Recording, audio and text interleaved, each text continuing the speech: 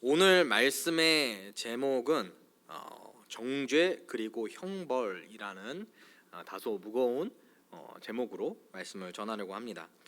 오늘 우리가 읽은 이 마태복음 27장 11절에서 26절 말씀은 보통 고난 주간에 보통 다루는 말씀입니다. 그래서 올해 고난 주간 목요일에도 비록 이제 마태복음은 아니었지만 마가복음 병행 구절로 담임 목사님이 설교하시기도 하셨습니다. 그러나 주의 고난은 묵상하고 또 묵상해도 부족함이 없는 줄 압니다. 그래서 오늘 저는 이 본문에 대하여서 이 정죄라고 하는 개념을 좀 중점적으로 해서 이 말씀의 내용을 좀 다루어 보려고 합니다. 예수님이 우리의 죄를 대속하셨습니다. 대속하셨다라는 것은 대신 속하셨다라는 것이죠. 그래서 그 방법으로서 어떤 일을 행하셨느냐? 우리를 대신해서 정죄당하시고 우리를 대신해서 형벌당하셨죠. 그런데 우리가 이 예수께서 대속하신 일들 가운데 예수님이 우리를 대신하여 형벌당하신 것에 대하여서는 좀 많이 묵상을 하게 되는 것 같습니다. 예수님이 우리를 대신하여서 채찍질 당하시고 예수님이 우리를 대신하여서 십자가에 달리시고 죽으시는 이 예수님이 당하신 그 형벌에 대하여서는 우리가 좀 묵상을 많이 하게 되는 것 같아요. 그런데 예수님이 우리를 대신해서 정죄당하셨다라고 하는 이 개념에 대해서는 좀 덜 묵상이 되는 것 같아요. 이렇게 말씀하시는 분들도 있을 것 같습니다.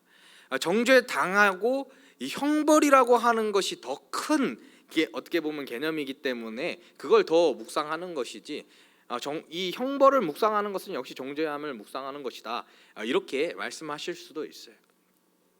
그런데 우리의 경우에 한번 생각을 해봤으면 좋겠습니다. 내가 맞을 일이 아닌데 남 때문에 대신 맞았어요. 이것도 매우 억울하죠. 근데 내가 안 했는데 막 나보고 했다고 하는 것입니다. 좋은 일이 아니라 나쁜 일을 말이죠. 죄를 지은 것을 다른 사람이 했는데 나더러 했다고 했어요. 근데 어떻게 유야무야해서 벌은 안 받았어요. 다행이죠. 근데 우리가 다행이다 하고 맙니까? 그렇지 않죠. 그냥 그 정죄당한 것 그것 하나 때문에도 우리는 너무나도 억울해서 견딜 수가 없습니다. 내가 한 거 아니야. 일단 벌을 안 받아서 다행이긴 한데 벌 받고 안 받고 자시고 간에 내가 한 게 아니라니까 막 이렇게 항변이 나오게 됩니다.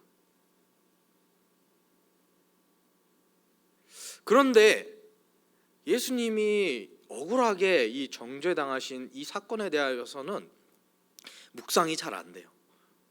왜 그런가에 대해서 우리 마태복음 27장 12절 말씀을 한번 읽어보면 좋을 것 같습니다. 우리 함께 읽겠습니다. 시작.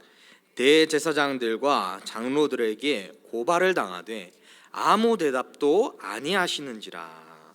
아멘. 예수님이 고발을 당하셨습니다. 고발을 당한 것 자체가 정죄는 아니죠. 그런데 이 고발당한 내용이 합당하다라고 판결을 받으면 이 내용 자체가 이제 정죄가 된다라고 볼 수가 있습니다. 그래서 예수님이 억울하게 고발당하고 정죄당할 이 위기 가운데에서 예수님 어떻게 하십니까? 아무 말씀을 안 하세요.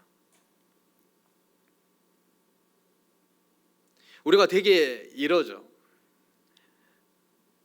조금만 다쳐도 아프다고 막 소리 지르는 아이가 있으면은 제가 정말로 아팠나 보구나 하고 좀 더 살펴보게 되죠. 그런데 좀 심하게 다친 것 같아요. 불에 대었는데 꽤 심하게 다친 것 같아요. 근데 아무 소리 안 하고 있어요. 그러면 제가 지금 아픈가 안 아픈가 구별이 잘 안 됩니다.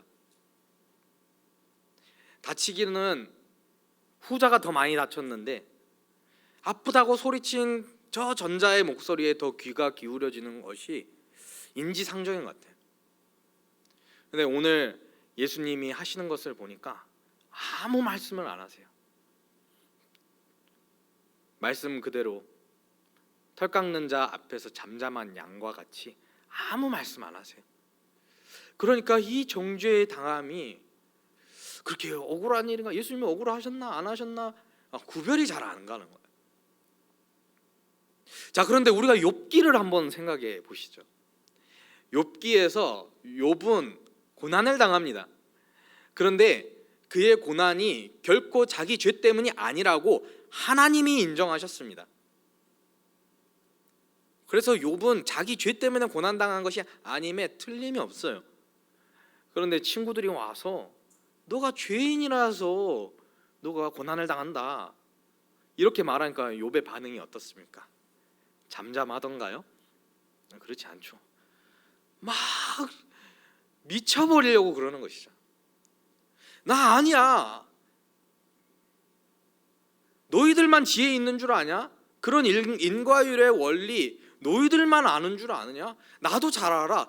근데 지금 내가 당하고 있는 고난은 그런 개념이 아니야.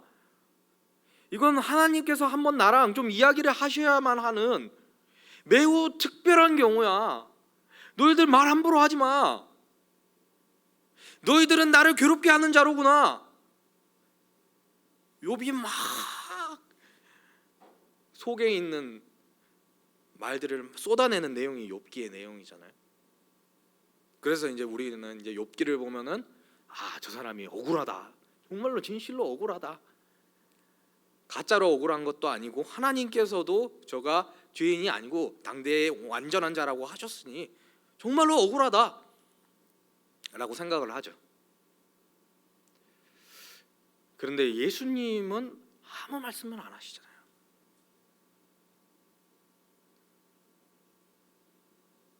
그래서 욥은 억울한 사람이고 예수님은 안 억울합니까? 그렇지 않죠. 예수님이 억울하면 훨씬 더 억울하시죠. 욥이 당대의 완전한 자라는 칭호를 가졌고 하나님도 그를 가리켜 의인이라고 하셨지만 그는 사람입니다. 모든 사람은 적어도 원죄 가운데 있습니다.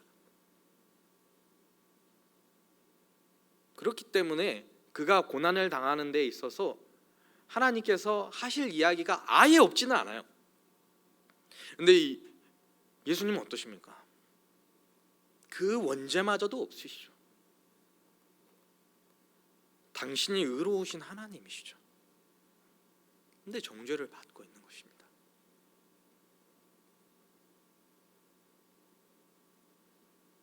어쩌면 욥은 예수님의 그 억울함을 변호하는 사람이 아닌가라는 생각도 듭니다.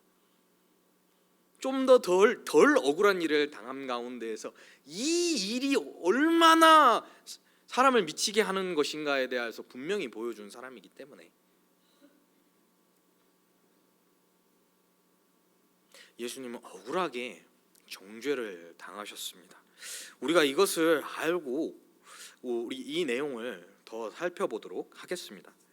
그러면은 어떤 정죄를 하였는가를 또 우리가 살펴봐야 될 것 같아요. 이 마태복음 본문에는 대제사장과 장로들이 이 고발을 하기는 하는데 어떤 내용으로 하는지는 나와 있지 않습니다. 그런데 누가복음에는 나와 있습니다. 누가복음 23장 2절 말씀을 우리 함께 보도록 하겠습니다. 고발하여 이르되 우리가 이 사람을 보매 우리 백성을 미혹하고 가이사에게 세금 바치는 것을 금하여 자칭 왕 그리스도라 하더이다 하니. 아멘. 고발을 합니다. 그런데 어떤 내용으로 고발을 하느냐? 백성을 미혹하고 또 가이사에게 세금 바치지 말고 자기를 왕이라 하더라, 그리스도라 하더라. 이게 이 대제사장과 장로들이 빌라도에게 예수님을 고발한 내용입니다.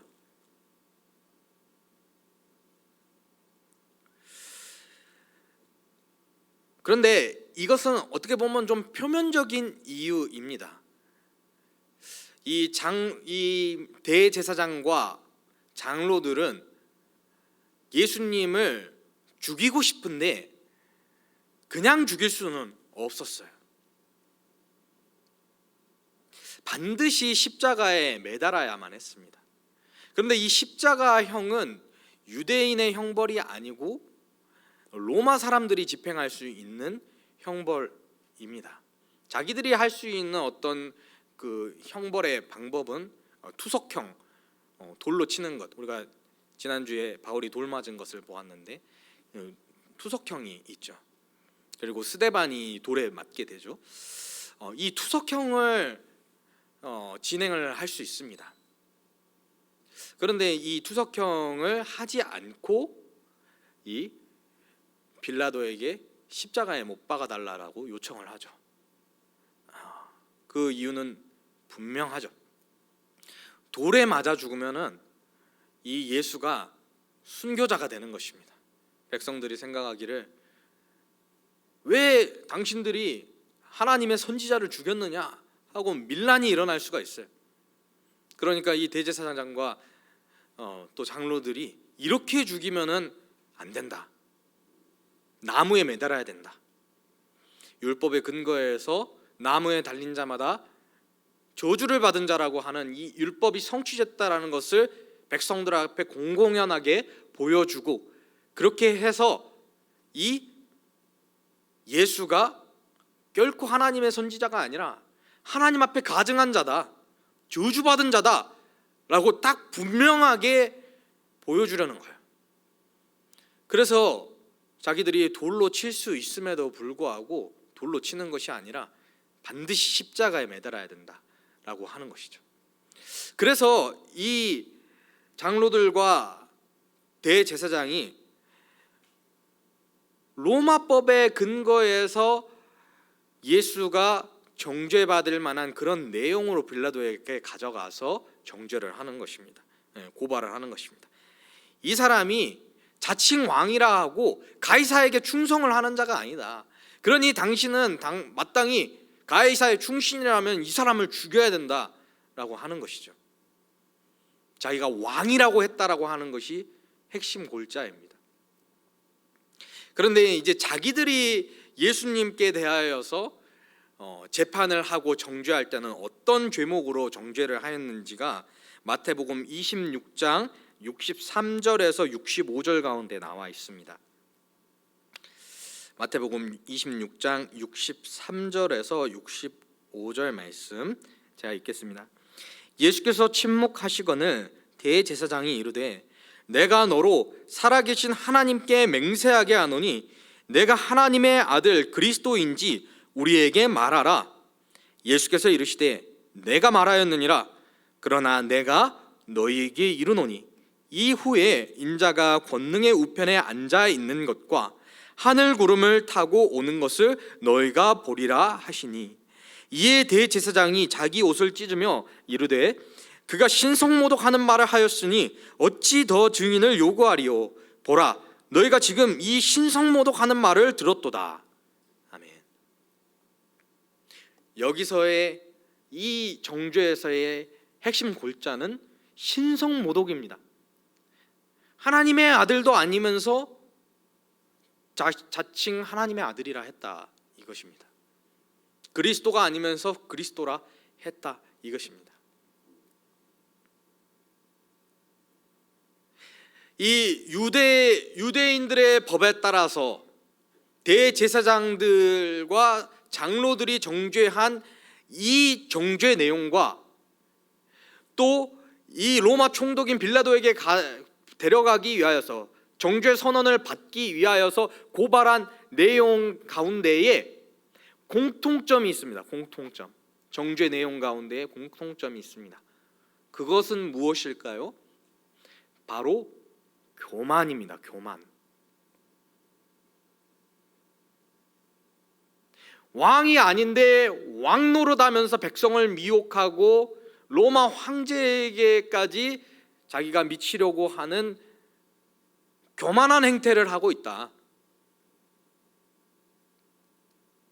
그리고 자기네들 법에서는 하나님의 아들도 아닌 것이 자칭 하나님의 아들이라 한다. 자기가 하나님이라 한다.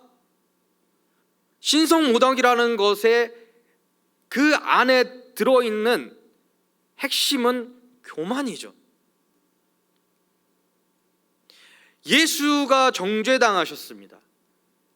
네, 무슨 내용으로 정죄를 당하셨느냐? 교만입니다.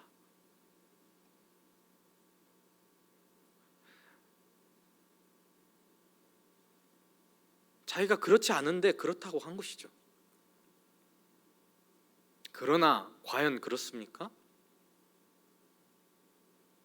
예수가 하나님의 아들이시냐?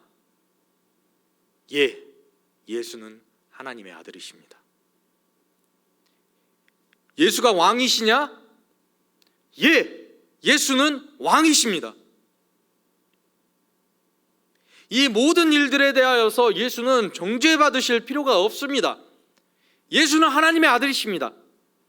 예수는 참 왕이십니다. 만왕의 왕이시여 만주의 주이십니다. 가이사보다 높으신 분이십니다. 자칭이 아니라 참으로 그러십니다. 그런데 그렇지도 않은 주제에 그런 주장을 하였다라고 하여서 정죄당했습니다. 누구 죄를 가져간 것입니까? 누구의 정죄를 가져간 것입니까? 우리의 정죄를 가져간 것이죠.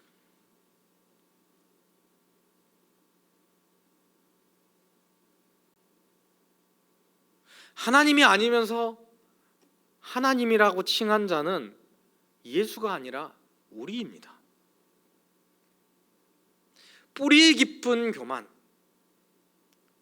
아담과 하와 때부터 이거 먹으면 하나님처럼 된다.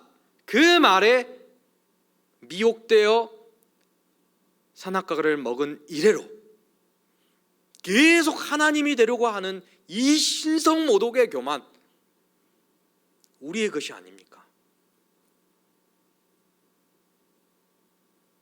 왕도 아니면서 왕이 되고 싶어하는, 서로가 왕이 되고 싶어서 물고 뜯는, 그래서 그게 잘 안 되니까 거짓으로 미혹하는, 압제하는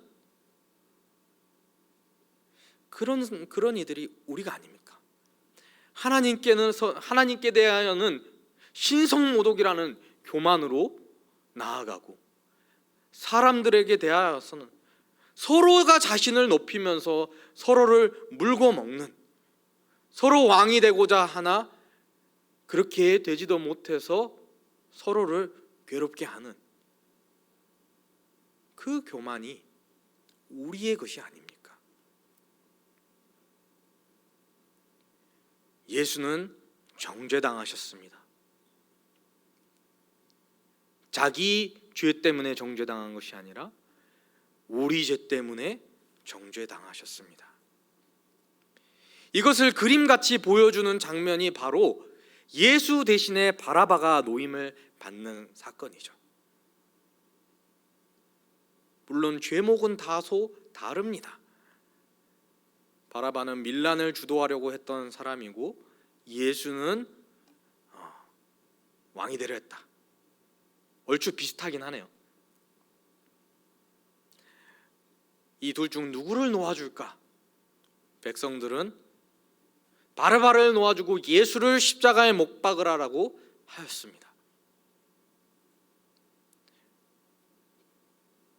사실 그 바라바의 자리에 우리 모두의, 그 바라바의 자리가 우리 모두의 자리인 것이죠. 그 정죄는 우리가 받아야 됩니다. 내가 받아야 됩니다. 교만하다고 억울하게 누명 쓴 예수가 아니라 진짜 교만한 내가 정죄받아야만 합니다. 예수를 놓아주고 나를 십자가에 못 박으라, 이게 참된 말인데 나를 놓아주고 예수를 십자가에 못 박아라, 이렇게 된 것이죠.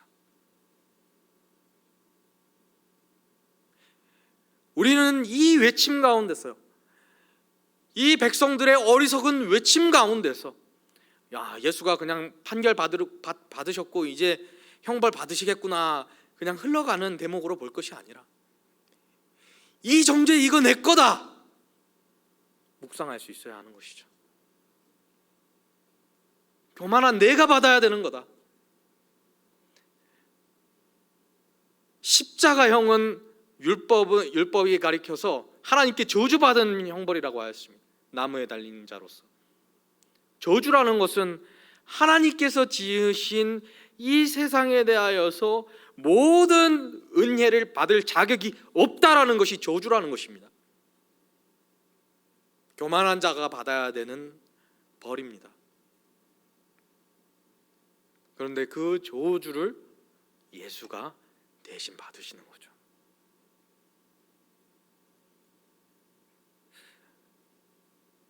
사랑하는 성도 여러분, 우리가 이 정죄 사건 가운데, 예수 그리스도의 정죄 사건 가운데에 억울하게 정죄당하시는 예수를 볼 수 있기를 원합니다. 그 정죄는 예수가 아니라 내가 받아야 합니다. 잠깐 곁길로 나와서 아까 욥기 이야기가 나왔으니까 욥기 이야기를 한다 하더라도 사실 이 욥기에서 엘리바스와 빌닷과 소발이 하는 말은 욥이 들어야 할 말이 아니라 내가 들어야 할 말입니다. 엘리바스와 빌닷과 소발이 인과율을 말한다고 해서 그들의 말은 무가치한 것이 아닙니다. 선지자들도 죄 지은 너희로 돌이키라, 돌이키면 하나님께서 너희를 회복시키시리라 분명히 외치고 있습니다. 엘리바스, 빌닷, 소발의 말은 틀리지 않았습니다. 그런데 틀렸습니다. 왜? 그 대상이 욥이니까. 근데 그 대상이 나라면은 합합니다.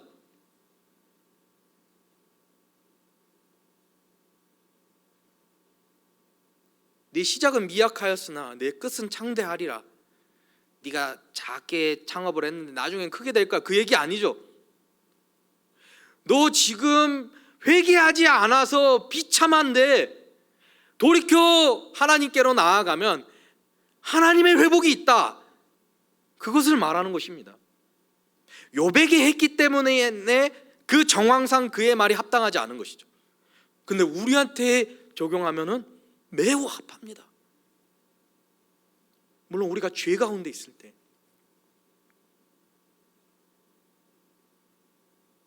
이 정죄는 우리가 받아야 하는 정죄입니다.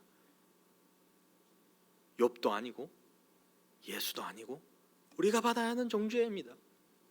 내가 받아야 하는 정죄인데 예수께서 정죄 받으셨다라고 하는 이 묵상이 잘 되지 않으니까 우리가 이 교만의 죄에 대하여서 너무 쉽게 생각하는 것 같습니다.